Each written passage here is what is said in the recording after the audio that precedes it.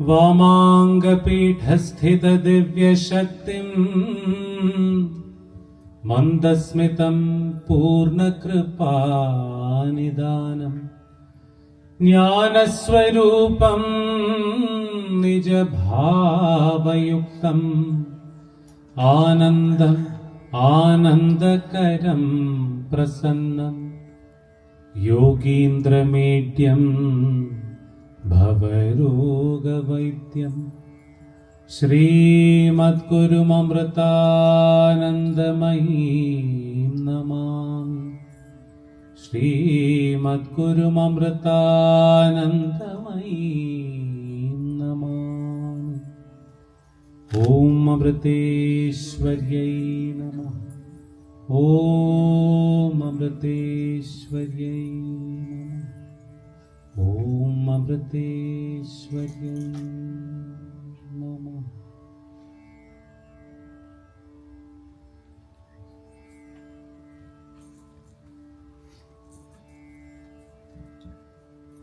Om Amriteshwarye Namah. We'll spend a little time discussing about Navratri, that we are observing Navratri here.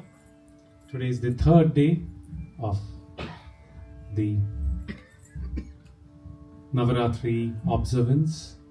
The first 3 days are typically dedicated to Goddess Durga, the next 3 for Goddess Lakshmi, the last 3 Goddess Saraswati.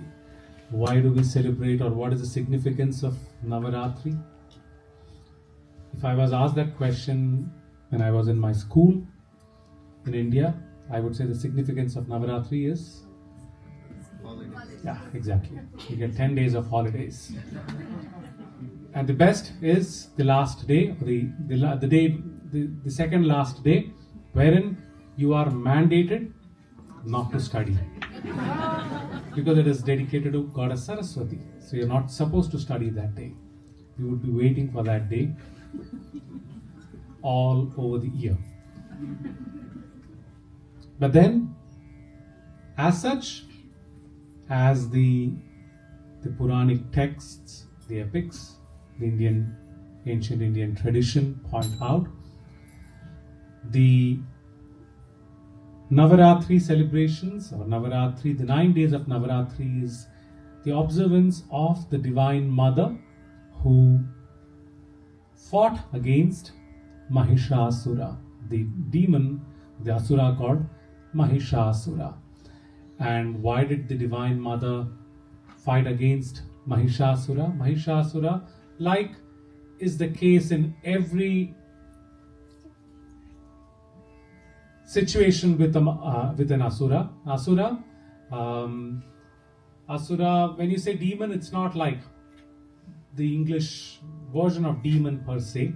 Asuras were just beings with dominant negative qualities, and they had many great positive qualities too, but the dominant one were the negative qualities. Devas, the demigods on the other side, were those with dominant positive qualities. Not that the Devas did not have negative qualities. They did have negative qualities. We have many scriptures that point to how Lord Indra was taught a lesson to overcome his ego, etc. So both of them had both, but the dominant qualities they had were negative in nature. So Asuras always had the urge to overpower the whole creation, or all the 3 worlds, so to say. And for that, they will go to any extent. One of the things they would very religiously do is do penance for a very long period of time.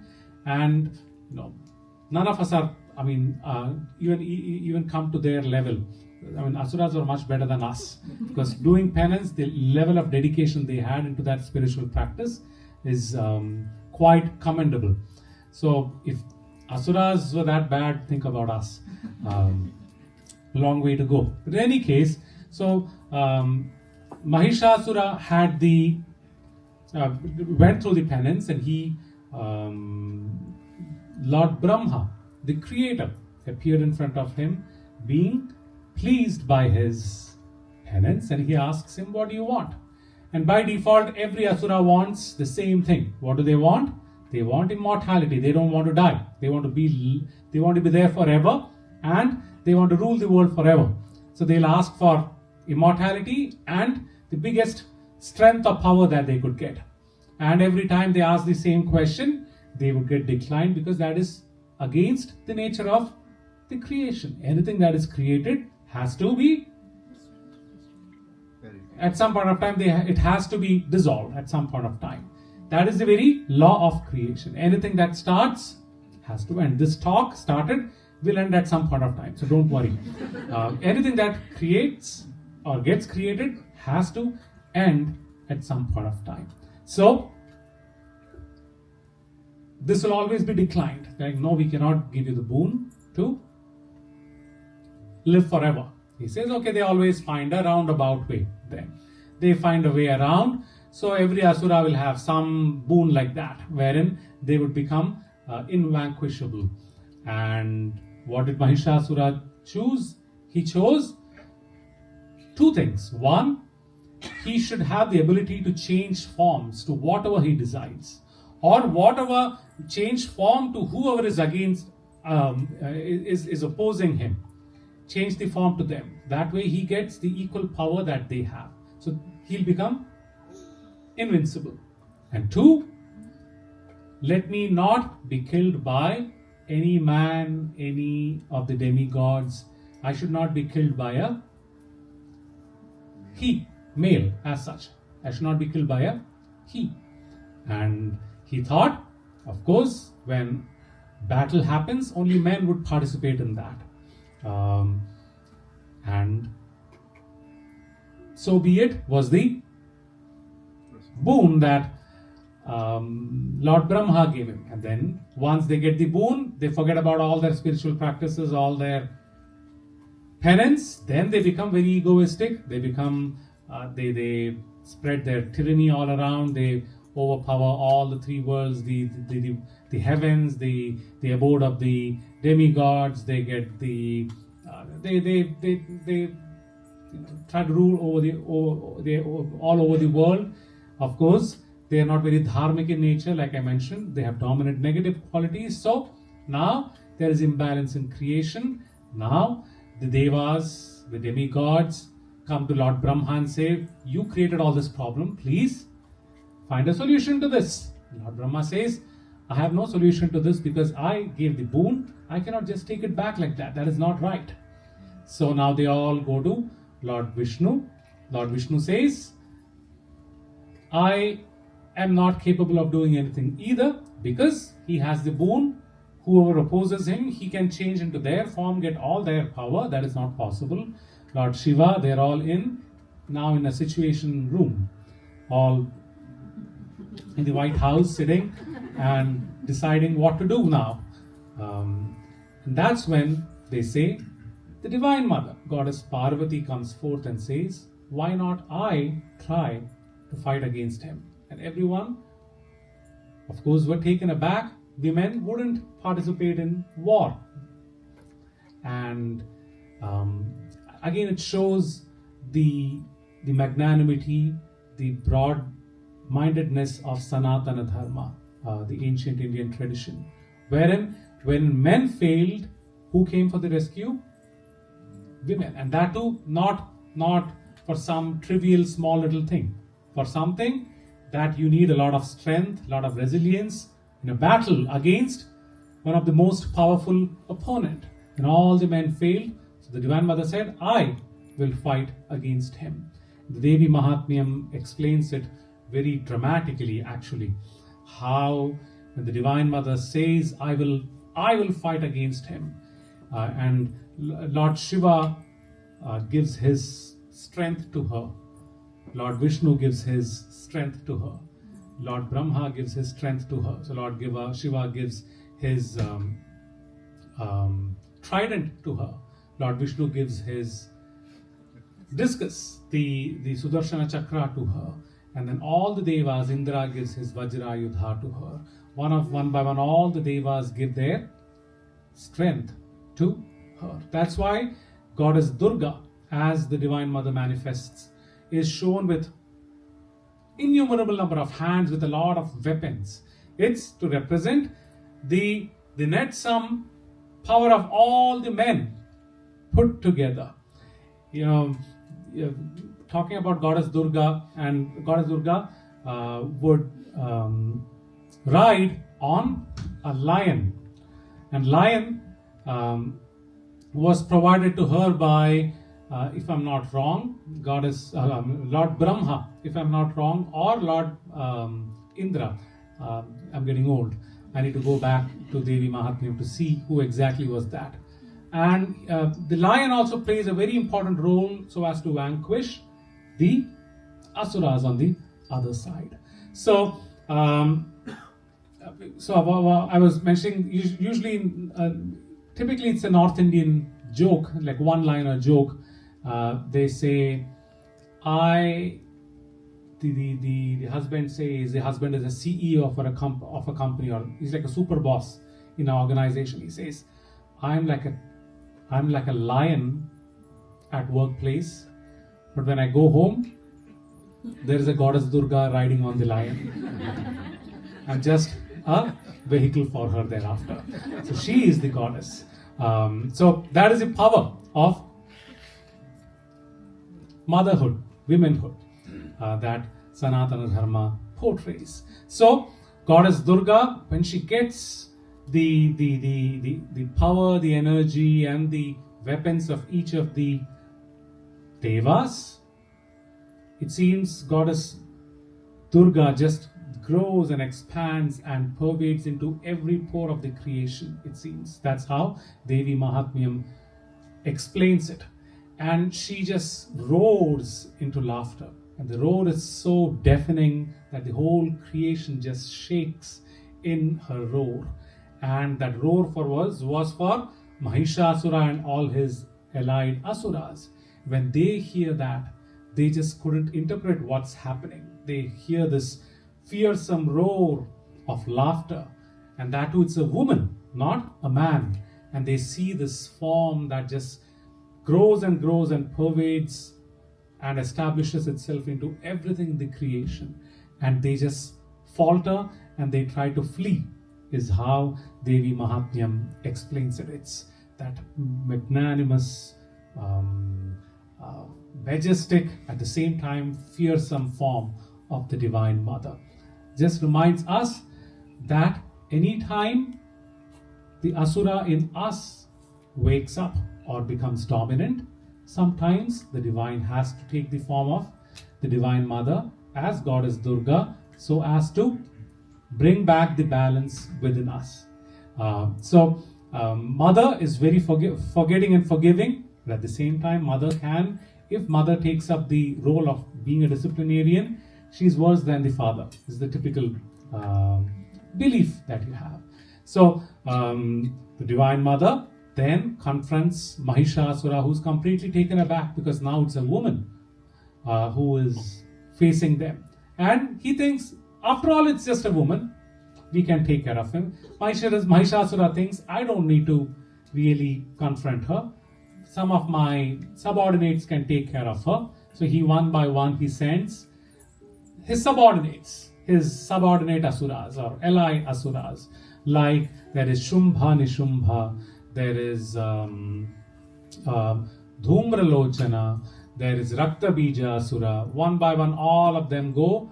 And the Divine Mother, from her she manifests all the various Shaktis. Like in Lalita Sahasranama, we have the demi-goddesses, right? Varahi, we have Sampatkari, we have Sampatkari Samarudu, Ashwarudha. There are so many such names in the first 100 names of Lalita Sahasranama. They all manifest, the Shaktis, the Devis, the demi-goddesses manifest. And one by one, all these Shumbha Nishumbha, Dhumralochana, Shumbha, Nishumbha, Dhumralochana, they all represent one or the other negative qualities. We'll not go too much into it. We did discuss about Mahishasura Mardini as a scriptural discussion for about 6 months. So if you are interested in getting into the details, please let me know. I can share the video links for the discussion. So one by one, Shumba Nishumba, Dhumralochana, Rakta Bijasura, they're all gone. Dhumralochana, one who has Dhumra, foggy. Lochana, one whose sight is foggy, one who doesn't have clear sight. We are all in that state, right? Always we deal with a situation not really having a good idea about what the situation exactly is, right? Especially Toronto Satsang, quite prominent. You hear someone say something about someone else, immediately you build a conclusion, that guy, completely gone case, right? That is what Dhumralochana. We are all Dhumralochanas that way. Unless and until we make our sight clear, we are not dealing with that situation properly. Dhumralochana goes. Then Rakta Bijasura. Rakta Bijasura had this Rakta Bija, Shonita Bija, Rakta Bijasura as he is known. We'll see all these names when we sing the Durga Arati today. So Rakta Bijasura, Rakta Bija, the seed of blood. He had the boon that every drop that falls down onto the ground, there will be one more Rakta Bijasura or several more Rakta Bijasuras will come out of that. And that's the very nature of negativity, right? We have anger, and someone questions our anger, that will transform into impatience and hatred to intolerance to from one negativity, all the other negativities spring up. Right? We need only one negativity, that's enough. We'll have all the negativities in our stride then. Just start with one, they all just multiply. Rakta Bijasura represent that. So he was put an end to, and finally, one by one, when none of them could deal with the Divine Mother, finally Mahishasura comes, and Mahishasura also is rendered completely helpless in front of the Divine Mother. The lion that the Divine Mother rides on first pushes him down, and the Divine Mother uses the trident to finally put an end to him. And each of these weapons, they are not weapon of mass destruction. They are actually weapon of spiritual qualities. The trident represents the three nature of creation. There are so many things that exist in three aspects, like the basic understanding of a day. A day is divided into morning, the middle part, and night. We have the earth, the atmosphere around the earth, and the outer space, right? We have we are in either awake state, we are in a dream state, or we are in complete deep sleep state, or we have me, we have mine, and we have otherwise, right? But everything literally can be put in the framework of three. So the trident represents that. When we go beyond the three, or we use these three aspects to pierce through the negativity that we have, when we understand everything with the framework of the three, we can overcome our negativities, as the significance when the Divine Mother does that. So this struggle, it is believed, went for 9 days. That's why Navratri, 9 nights, so as to say. It says Navratri, 9 nights. Night represents darkness. Darkness represents ignorance. Ignorance out of what? Ignorance out of lack of knowledge, right? What exactly, when we are put in a dark room, pitch dark, you hear the slightest of the sounds, it would feel like it's either a spider or a mouse or some ghost, or right? Why? Because we have no idea what's happening there. Because we have ignorance, all the negativities spring up. We fear, anxiety, and sometimes anger, impatience, etc. But slightest of light, that ignorance is completely dispelled. Right? So Navaratri, the 9 nights, the 9 nights, or the 9 phases of ignorance. And then comes the Vijayadashami, the 10th day of dawn, wherein you overcome your negativities. Mahishasura is no more. Mahishasura, Mahisha as such translates to buffalo. And Mahisha, Asura basically means demon. So Mahishasura. Buffalo is known for its inertia. How buffalo is thick-skinned, and you let the buffalo be, the buffalo will be just sitting in one place, and what do you call for it? It keeps chewing. Castanation. What do you call for it? What do you call it? Huh? Mastication. Mastication. And buffaloes. I remember when I moved into the ashram, we had Amma school in Kodungalur, which is about 3 hours from the ashram. They got a buffalo there, and this buffalo was called water buffalo, but just wouldn't budge. And the worst thing, the thing that it hated the most was water. I don't know why was it called water buffalo. And if at all you want the buffalo to move, you push. It's so difficult to push. It was just a calf then, already very heavy, thick skin. You just nudge it or push it. It just sits there. It's very difficult to. And all it keeps doing is this mastication. That's all what the buffalo does.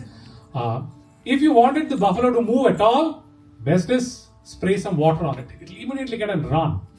And we had a pond. I remember anytime to get the buffalo clean, it was so difficult to get it to. There'll be 4 or 5 people pulling it, as it was a calf. I don't know when it grew up. I don't know. I wasn't there. After that, I moved to the university in Coimbatore. But I'm sure it was not an easy thing. So buffalo as such has that quality of inertia, ignorance. That's what Mahisha represented. So when that ignorance was finally dispelled, the dawn, the 10th day, came forth. Is what?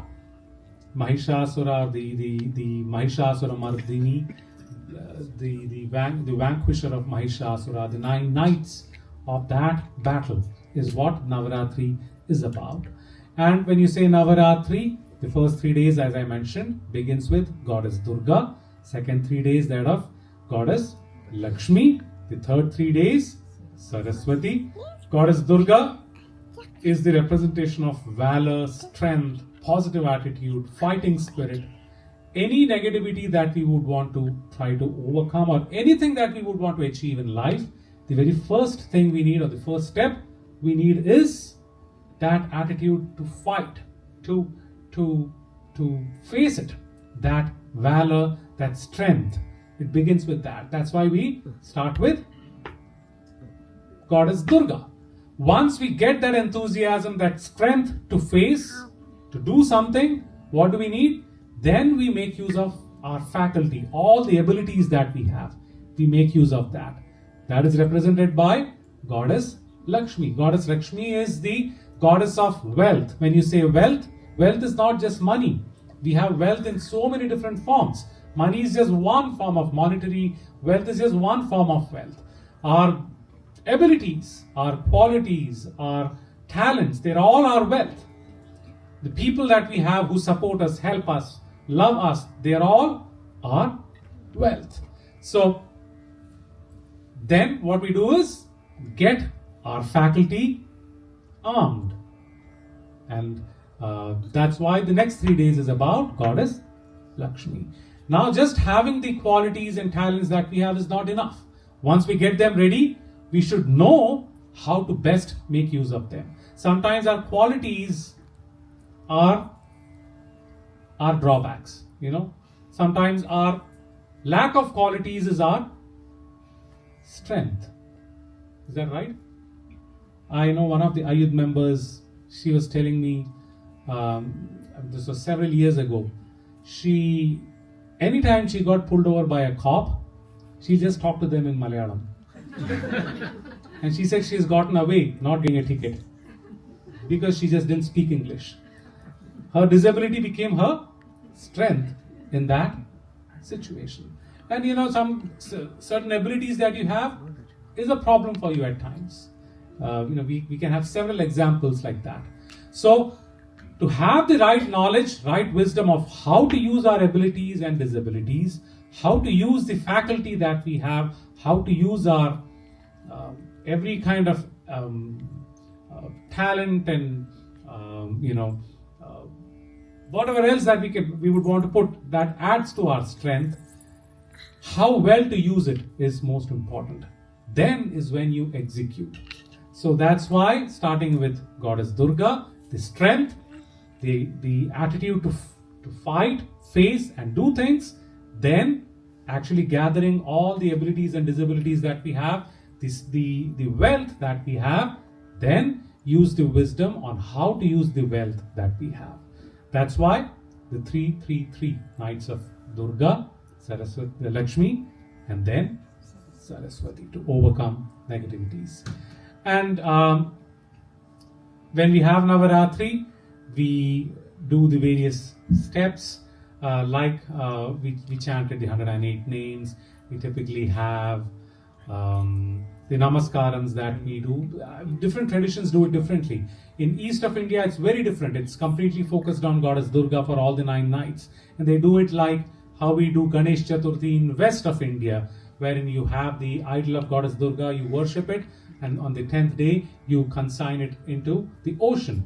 Why? Any form that you worship, finally, you need to go beyond that form. You need to realize the divine is not limited to that form alone. Rather, let that form dissolve into the infinite ocean and understand the divine is much beyond that. In South India, they would have these setup. This is called Golu, or some call it Kolu, in different, based on where you're from, South India. And these represent, for all practical reasons, Golu probably came into existence because towards the end of the year, it's the time when harvest happens for several kinds of crop. And this is the time they change the pattern of agriculture. They sow different kinds of saplings for the next several months when winter kicks in, right? So during this process, they have to recycle the sand, the soil that is there. So they do silting as part of it, and the clay that comes as byproduct of that is used to make these little clay, little idols of the divine in various forms, and they worship that. It is believed Golu came into existence through that process. But Golu as such represents how we discussed how the Divine Mother Shakti, Lord Brahma, when as per Shiva Purana, when creation was supposed to happen, Lord Brahma was given the responsibility to create. Lord Brahma asked Sada Shiva, how do I create? I need energy for that. And it seems the Supreme divided the inert itself from the energyful itself. Shakti, Shiva and Shakti, and the Shakti was given to Lord Brahma to create. So it's very scientific, though it seems all very Puranic and story kind of thing. So the energy was used to create, the same energy is used to sustain, the same energy is used to dissolve. So the Divine Mother pervades and dwells in everything that is in the creation. That is the idea here. And the whole idea of Golu is to see the Divine Mother manifest in all these various forms. The idols that you have there needn't be that of gods and goddesses. They have random things, created. Like I said, it becomes very competitive at times. There are some women who are very artistic and creative. So they would have, park, they would have the New York Central Park, or they would have, a big building of University of Toronto built and the City of Toronto built. Along with this, they'll use all these creative ways to create,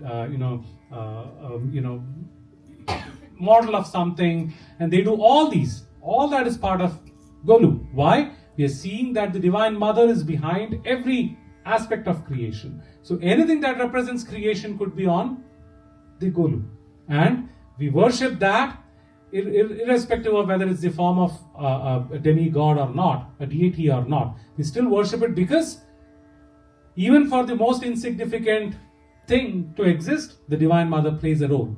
Energy, Shakti plays a role. So we worship the Divine Mother behind the creation. So the Golu basically represents creation, every different aspect of creation. And so like Uma sang a couple of songs when we did the puja, women would come, they sing, of course initially it was all very spiritual in nature, then it becomes a little social in nature. People come, like, oh, this guy has got, this lady has got such a beautiful setup. You go home, you have an even bigger setup, then come to my home, see my Golu. And then like, oh, this is all nothing. I just did it in half an hour. You may have actually purchased it, we don't know. So then the social aspect comes, and then you sit right in front of the Golu, and then you're like, that woman, her Golu, though it looks good, she didn't do anything at all. It's her servant who did that. Her maid made all that Golu. It becomes all a social thing thereafter. But it'll be good that we remember or think about all the spiritual principles behind this. So I just thought I'll share these points. And of course, west of India, they celebrate Navratri as the festival of joy. And there would be Garba Ras, literally every evening. It would go for hours. People just dance for hours. And this is not like a party kind of dance. Of course, when social aspect kicks in, that happens in certain places, probably. I don't want to deny that. But this is very graceful understanding, a graceful execution of the dance. And the idea here is that they are all dancing with Lord Krishna. The Rasa Leela that happens, or the Divine Mother, and they dance. And different parts of the country, there are different traditions. It's very widely observed, celebrated event, Navaratri. So I just thought I'll share these thoughts with you. So we will, anyone who would want to add something about Navaratri that I missed? In Gujarat, yes. Also is a big event for matchmaking. For matchmaking. Yeah, the social things just kicked in later, yes. You dress as well as you can and dance as well as you can. Men and women, everyone would dance. Very graceful. Simple steps, but very beautiful. What do you teach the Balakendra kids? Anything that I missed? No, similar idea, Swamiji. It's Durga, Lakshmi, Saraswati. And the way we say is, you can correct this interpretation if it's not right, but we say Durga because she's the warlike. She helps get rid of the bad qualities. But you need that kind of a spirit to... Definitely. And once you get rid of the bad, you are eligible for the virtues to come to the surface and blossom. And that's the wealth which Lakshmi represents. And then once you've gotten rid of the bad and the virtues are fully flourishing, then the Jnana, which is Mother Saraswati, you're eligible for that. But unless that happens, you don't get to the final state. Very rightly mentioned. That's how it is. The sequence goes like that. We have names in Lalita Sahasranama wherein it portrays the Divine Mother as someone who is very strict in the way the things that she enforces. Let me think of the name or names.